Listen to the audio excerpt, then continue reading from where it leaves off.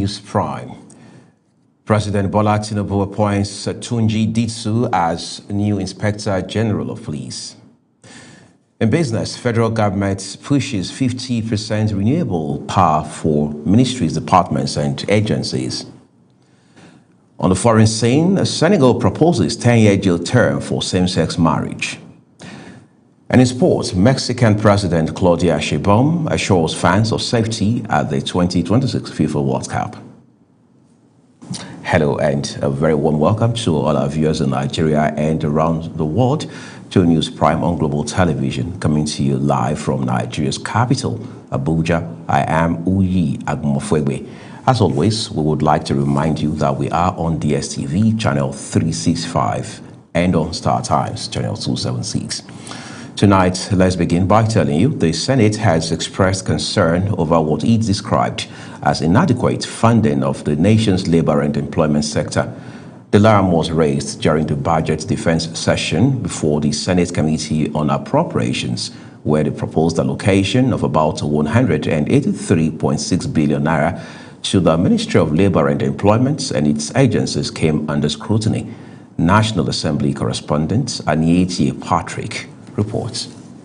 Chairman of the Senate Committee on Labor, Employment and Productivity, Senator Dinket Plank, said despite the proposed figure, the ministry is grappling with serious funding gaps that are hampering its operations. He noted that critical responsibilities such as factory inspections, enforcement of labor standards, and infrastructure development are being affected, with some agencies lacking sufficient capital project and operational support to function effectively. Most of the capital project you see here, they are coming from constituency projects. The main ministry and the main agencies do not have sufficient capital projects.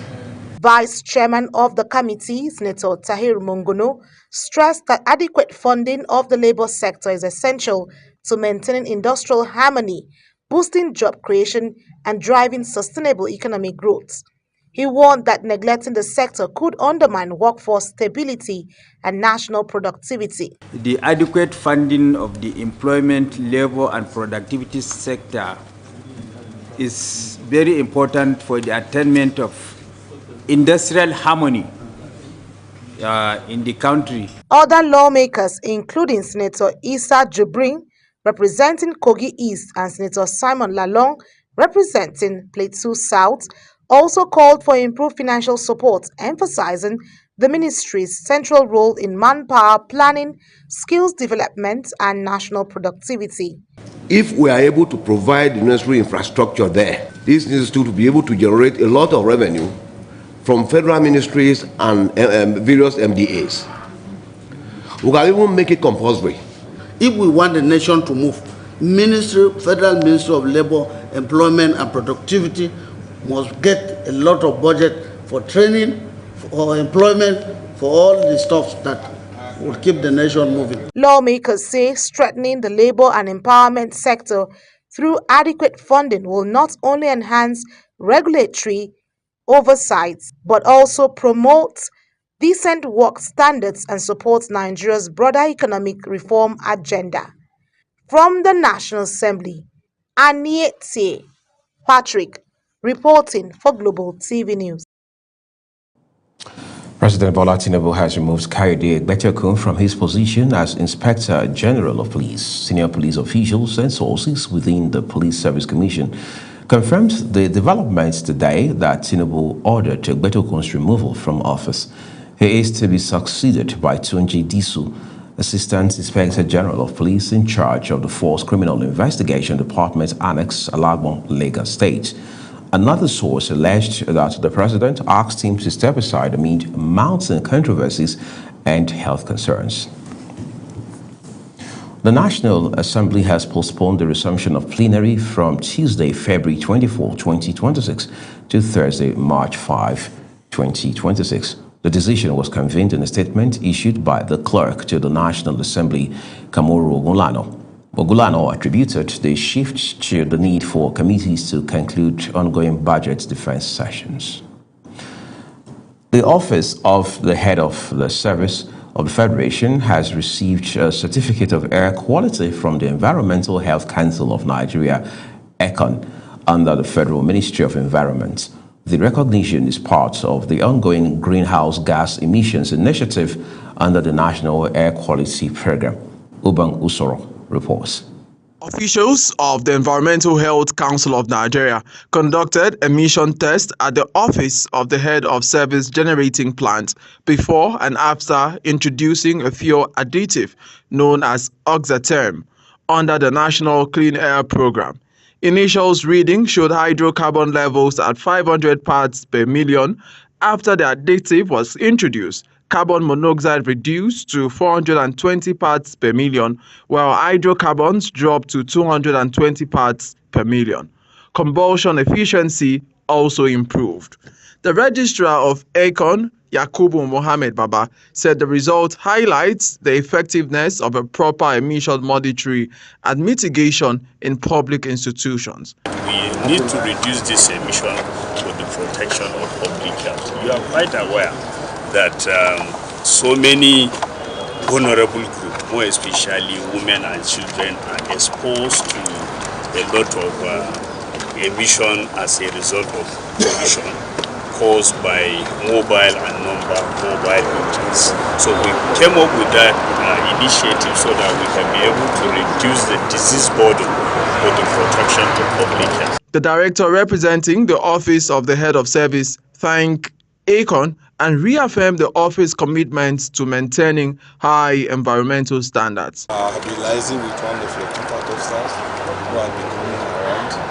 Unfortunately, the permanent secretary, the head of service, they are involved in the PARMSEC selection program. The initiative forms part of Nigeria's broader efforts to reduce greenhouse gas emissions and promote cleaner air. Ubang Usoro for Global Television News, Abuja. Thank you, Ubang. Niger State Governor Umar Bago has expressed the determination of his administration to partner with development agencies to improve the living condition of the people of the state. The governor announced this when he received the country director, United Nations Development Program, and German government representative on a courtesy visit. Sadia Yakubu has details. Governor Umar Bago appreciates the development partners for their sustained collaborations and support for the growth and development of Niger State. Bago particularly thanked the UNDP for including Niger State being a North Central state in the Northwest Prevention Facility project, saying it was strategic considering the fact that the state is also being confronted by activities of terrorists. The governor also stated that improving the lives and livelihoods of the victims of the nefarious activities of bandits and terrorism is important, and that the state government, in partnership with UNDP and the German government, is already building sustainable resettlement homes and intervening in other areas such as health, and his administration is open to more collaborations with the development partners in various areas. It's holistic, and we really appreciate that, okay, we're coming into partnership to change this. When you talk about innovative space, we've already started in the United States. People need to, outside the classroom, people need to be able to showcase their skills. So there are people who are talented, they have other skills beyond just reading and writing. With these kind of facilities where they have access to internet, access to computers, access to... The resident representative of UNDP in Nigeria, Elsie Atafwa, said the UNDP and the German government have been great partners to Niger State in providing humanitarian support. She said their visit is to discuss many areas of interventions to scale up the investment on ground, following the activities of bandits and terrorists in some parts of the state, and suggested other areas of collaboration to include energy, youth empowerment, trade, investment, financing, among others. So we're also here to appreciate you for co-investing with us, and so, but we have been testing an idea around mini grids, and we have just installed a 75 megawatts in one of the local government areas, We are looking forward to you launching it, but it's a seed to say that it is possible. The Commissioner for Budget and Planning, Mustafa Ndajuwo, highlighted how the present administration has been consistent in engaging development partners to improve the lives of the citizens. The project, funded by partners including UNDP, Germany, and Norway, with counterpart contributions from the benefiting state governments to address root causes of insecurity and climate vulnerabilities, promotes peace building, livelihood restoration, and building community resilience. Sadia Yakubu, Global Television. A number of state governments has called on commercial transportation operators across the state to support its efforts to end the sit-at-home by resuming full operations on Mondays. Commissioner for Information, Professor Law Mefo, during a one-day training program for commercial drivers and riders in the state in Oka, the state capital, noted that full operation of transporters is needed in ending the sit-at-home across the state. Professor Mefo emphasized the crucial role transporters play in reviving the state's economy, especially on Mondays. And now to Bayelsa State, where the House of Assembly has confirmed the appointment of Pastor Peter Akpe as the state's new deputy governor. The Assembly confirmed Akpe's appointment during its plenary session. Akpe had previously served as Chief of Staff to Governor Doyo Diri before his nomination for the deputy governorship. African Democratic Congress ADC candidates in the Abuja Municipal Area Council AMAC chairmanship election, Dr. Moses Paul, has rejected the outcome of the February 21 poll, alleging widespread irregularities, insisting that declared results did not reflect the true will of the people. The Labour Party also rejected the outcome of Saturday's AMAC chairmanship election, describing the process as a brazen assault on democracy. The Independent National Electoral Commission, INEC, had declared Christopher Mekalangu of the All Progressives Congress, APC, as the elected chairman of AMAC. The chairmanship candidate of the All Progressives Grand Alliance, ABGA, in the February 21 Abuja Municipal Area Council election, Eze Chukwu, says he will not challenge the victory of the All Progressives Congress, APC. Chukwu stated this in a congratulatory message to the APC candidate, Christopher Mekalangu, who was declared winner by the Independent National Electoral Commission.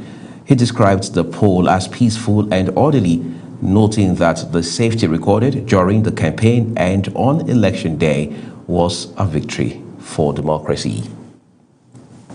Across Nigeria, young people are increasingly being drawn into election-related violence. Some are armed and even giving drugs to intimidate voters.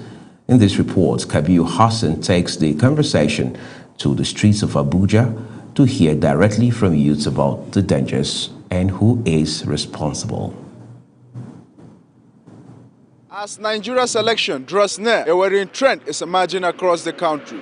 Young people, often unemployed and vulnerable, are being recruited as political enforcers, some armed with drugs and dangerous weapons, while politicians benefit. This youth faces immense risks, and the nation's democracy is threatened.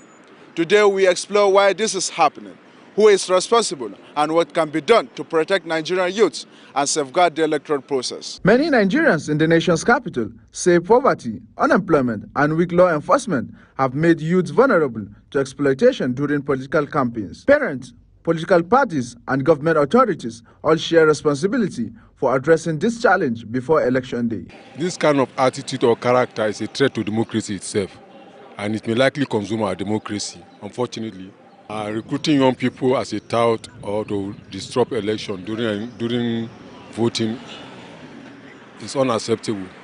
It's very unfortunate. Our youth nowadays, they become a politician tag, which is very, very unfair, because it will cause many effects to Nigerian society. It's very, very dangerous. Others blame a combination of parents, government, and societal pressure for the increasing involvement of youth in political clashes. Unemployment that caused all this. If they have been employed, so there will not be poverty, at least they will have something doing reasonable. It will not allow them to be going for politicians to cause all these things that is happening in the country. Of this government not to give the youth employment or to empower them or to create opportunity for them They rather use them for political purposes. And is a parent not train their children. However, parents and elders urge young people to resist being drawn into political violence and focus on building their futures. Don't allow somebody there, his children are not there, he's using you. It shouldn't be like that. To avoid, it's dangerous. It's dangerous to the youth. It's very, very dangerous. Introduce technology into the system. There will be no need for any thuggery. As Nigerians prepare for the election, the role of youth in political process remains a double-edged sword. While they are the backbone of the nation's future, their exploitation as political enforcers threatens both the safety and integrity of democracy. Many says the solution lies in youth empowerment, civic education, and strict enforcement of the law. The hope is that when election day comes, Nigerians will be celebrated as voters, not as an instrument used for violence. Kabir Hassan, reporting for Global TV News. Many thanks, Kabir. Plateau State Governor Caleb Mutfwang has directed security agencies to intensify operations and apprehend those responsible for Sunday's deadly attack in Dorowa Buje, a Barkin-Ladi local government area, which claimed the lives of at least 10 innocent people. The governor gave the directive in a statement signed by the Commissioner for Information, Joyce Ramnap. The governor also condemned the barbaric and senseless killings, describing them as a setback amid recent gains in peace through dialogue and community engagement. The federal government has withdrawn the forgery charge brought against a constitutional lawyer, Professor Michael Zehome. The charge was filed by the Independent Corrupt Practices and Other Related Offences Commission, ICPC, following a judgment of a London court in respect of a property belonging to former Federal Capital Territory Minister, late General Jeremiah Hosseini. The Office of the Attorney General of the Federation had last month taken over the case for effective prosecution.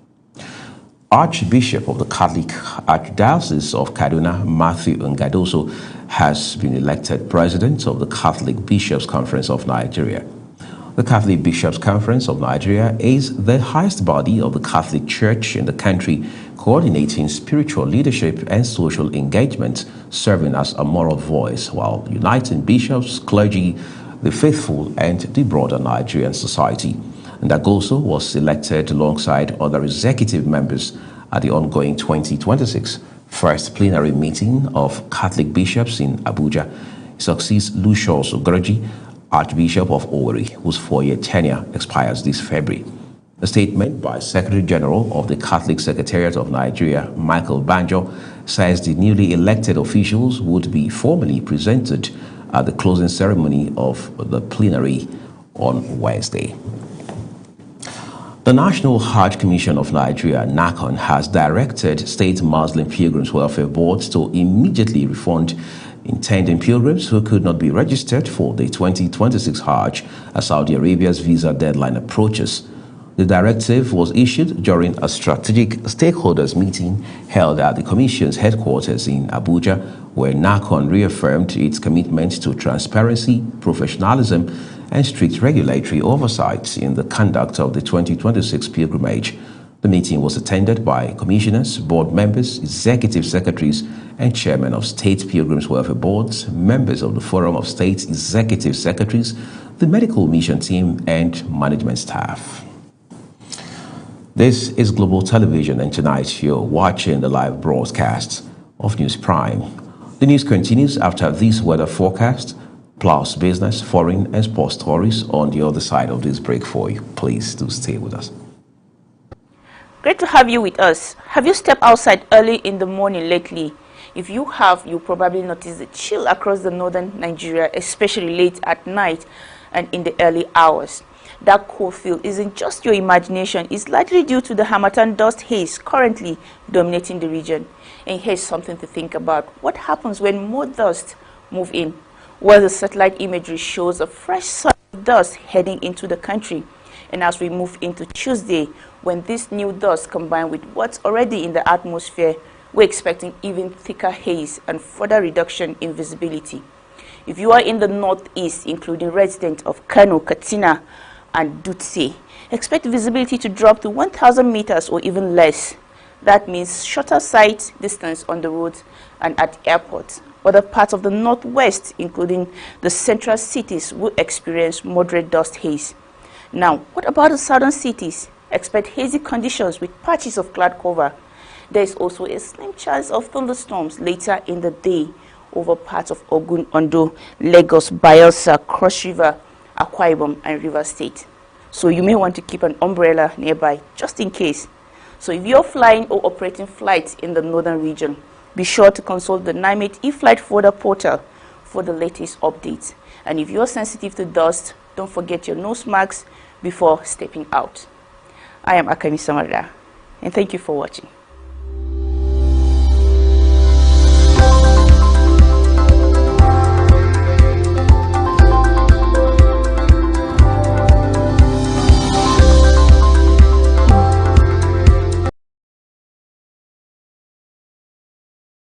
Everyone, this is News Prime tonight with Uyi Agmofwebe. The second part of this broadcast returns with business. The House of Representatives has intensified efforts to reposition Nigeria's renewable energy sector, charging ministries, departments, and agencies of government to source at least 50% of their electricity needs from renewable energy. National Assembly correspondent Aniete Patrick was there for Global Television. The House Committee on Renewable Energy convened an investigative hearing to examine the domiciliation of green energy projects, foreign grants and investments received since 2015, and the level of renewable energy utilization across federal MDAs. Declaring the session open, Speaker of the House, Tajudeen Abbas, described the exercise as a crucial parliamentary mandate backed by the authority of the National Assembly. Represented by Ibrahim Halims, the Speaker urged stakeholders to see the hearing as a patriotic duty aimed at strengthening institutional integrity and enhancing national development. The committee was mandated to investigate foreign grants and investment received in the renewable energy sector from 2015 to date, and the utilization of renewable energy in MDAs. The Minister of Information and National Orientation, Mohammed Idris, represented by the Director General of the Voice of Nigeria, Jibrin Ndes, pledged the support of government media platforms in driving public enlightenment on renewable energy adoption. He also clarified that no solar street lights contracts have been awarded by the Voice of Nigeria. We have a farm, a solar farm, in our desire to transit, because currently, based on the support that we are getting from the President and Commander-in-Chief, President Bola Ahmed Tinubu, we are reactivating moribund transmitter. Chairman of the committee, Afam Ogene, said the hearing consolidates 3 separate House mandates, including the probe of foreign grants, green projects, domiciliation, and renewable energy utilization in MDAs. He lamented economic losses linked to poor implementation, citing widespread cases of dysfunctional solar street lights and weak oversight. But you also let the Honorable Minister know that this committee would like to know what he has done in his own ministry in that regard. And speaking for yourself as head of a parastatal. Tensions rose, however, over the absence of the Chief Executive Officer of the Rural Electrification Agency, Abba Aliyu. Lawmakers resolved that if he fails to appear before the committee on Wednesday, 25th February 2026, the Inspector General of Police should compel his appearance.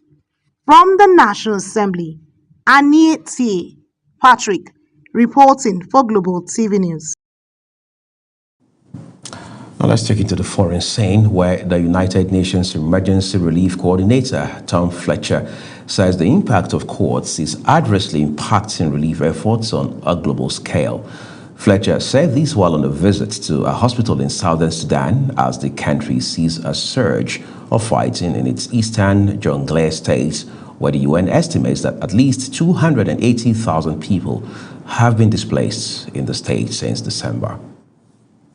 Fletcher issued a stark warning denouncing what he referred to as the impact of courts to aid in war-torn Sudan. The majority of the fighting is concentrated in eastern Jonglei state, where, according to the UN, some 280,000 people have been displaced since December. Doctors say they are overwhelmed with casualties. You're seeing the impact of cuts, and the generator is not on for very long, and who knows where that funding is really going to come from in the future. And you're seeing the impact of a completely unnecessary war, a war for resources that people here will never themselves see. And they're asking me, is help coming? And I hope it is, but I don't know whether I can give them that reassurance. The war has largely pitted the two main ethnic groups against one another, the Dinka, who mostly back President Kiir, and the Noa, mostly with Riek Machar, the country's former vice president.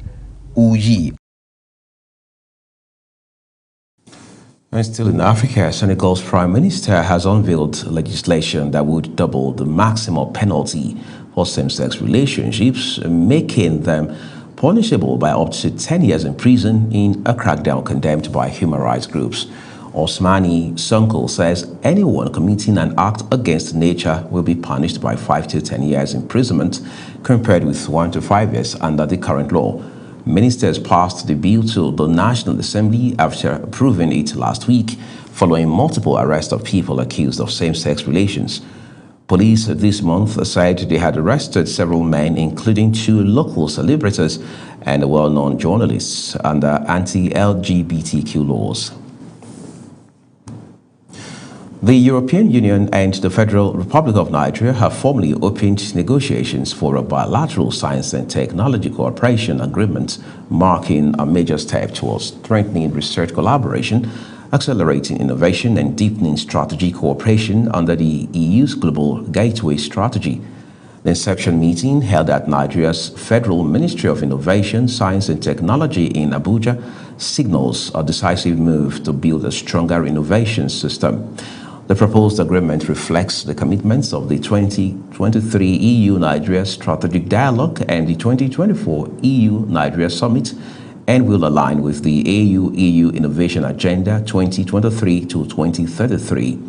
It also aims to provide a long-term political and legal framework to assess past cooperation, strengthen institutional partnerships, and jointly define future actions.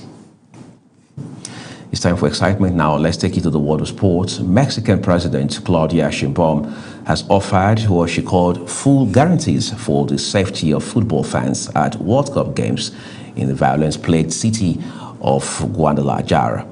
Sheinbaum insisted there was no risk to fans visiting the city in June for 4 marches, in remarks coming after a wave of violence sparked by the military's killing of drug lord Nemesio Elmencho Oseguera.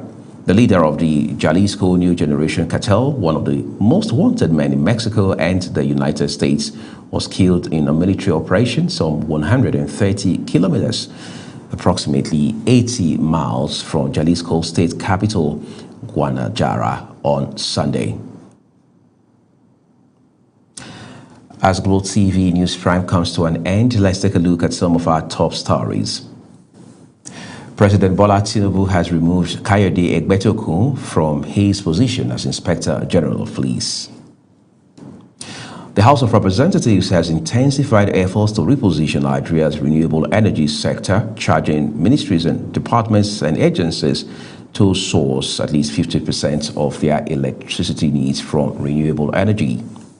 On the foreign scene, Senegal's Prime Minister has unveiled legislation that will double the maximum penalty for same-sex relationships. And finally, in sports, Mexican President Claudia Sheinbaum has offered full guarantees for the safety of football fans at World Cup games in the violence-plagued city of Guadalajara. And that's all for News Prime tonight. Thank you for watching. A quick reminder that Global Television is on DSTV channel 365 and Star Times channel 276. We are also active across all social media platforms using @Global TV NG. On behalf of my colleagues, we say thank you for watching. I am Uyi Agmofwebe. Have a good night.